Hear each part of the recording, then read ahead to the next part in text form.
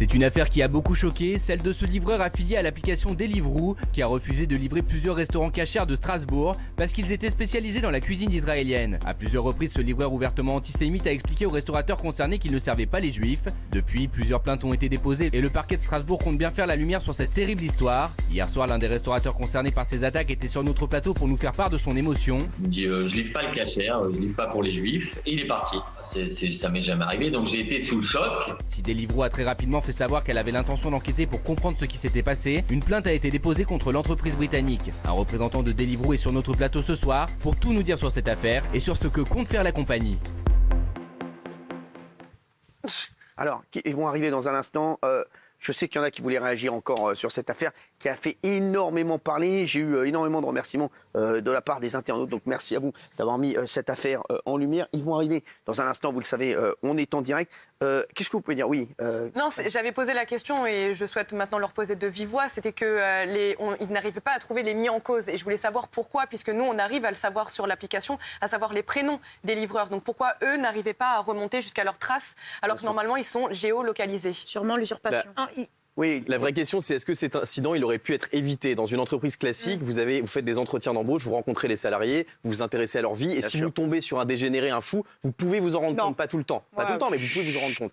Là, Deliveroo, c'est un système, on en parlera avec monsieur, il y a 14 000 livreurs en France, c'est des auto-entrepreneurs en fait, c'est pas des salariés de Deliveroo, donc malheureusement c'est un peu, et c'est pas de la faute de l'entreprise, mais c'est un peu les limites de ce système, c'est qu'on sait pas à qui on a affaire. Moi, si j'ai un pote qui est Deliveroo, qui me prête son sac et sa combi, je peux devenir livreur Deliveroo et m'appeler Robert, Gilbert, peu importe, et me faire passer pour quelqu'un d'autre. Donc c'est un peu les limites du système, et c'est ce que je voulais demander à monsieur aussi. Alors justement, ils sont avec nous, ils peuvent rentrer, le représentant de Deliveroo et l'avocat des restaurateurs. Merci d'être là, merci, installez-vous, merci d'avoir vraiment réagi aussi vite à cette affaire.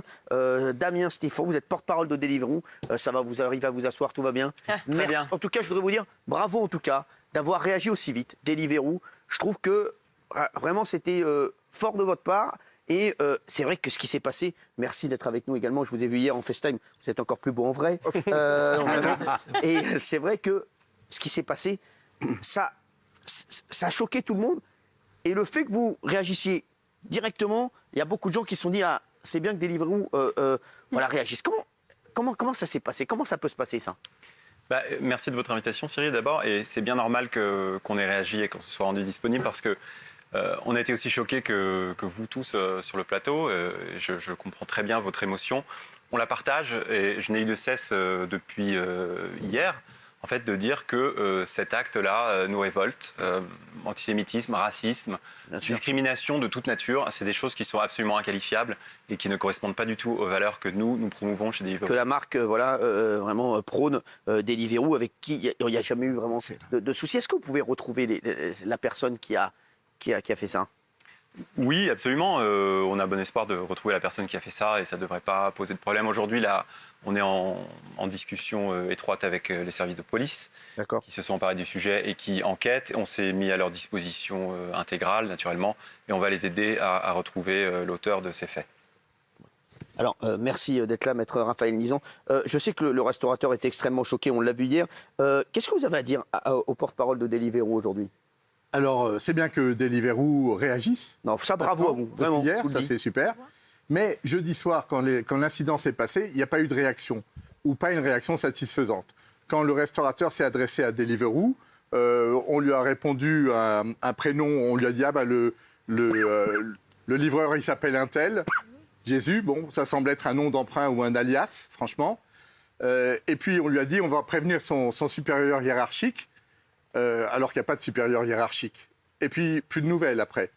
Donc, il nous a semblé que... Et puis, les restaurateurs étaient très choqués par cette réponse et par l'absence totale de réactivité. On est jeudi soir Deliveroo aux abonnés absents. Et il a fallu... La plainte des restaurateurs n'a pas suffi parce qu'elle n'était pas contre Deliveroo.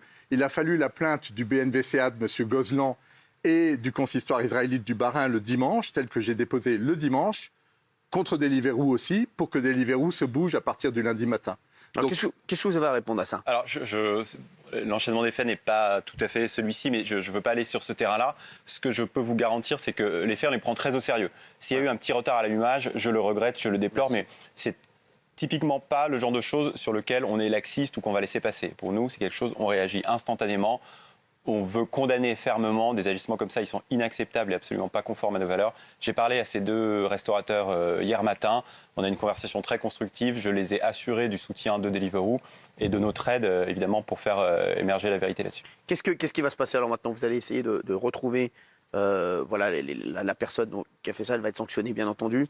Oui, alors, naturellement, donc je suis certain que les services de police vont faire leur enquête avec la meilleure diligence possible et nous, on sera à leur disposition.